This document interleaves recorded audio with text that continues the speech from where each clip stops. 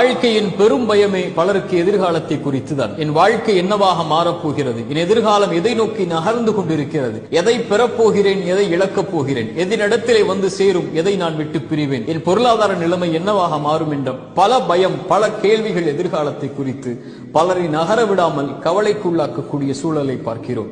இறைத்தூதர் நம்முடைய மனதை ஆற்றக்கூடிய வார்த்தைகளை சொன்னார்கள்.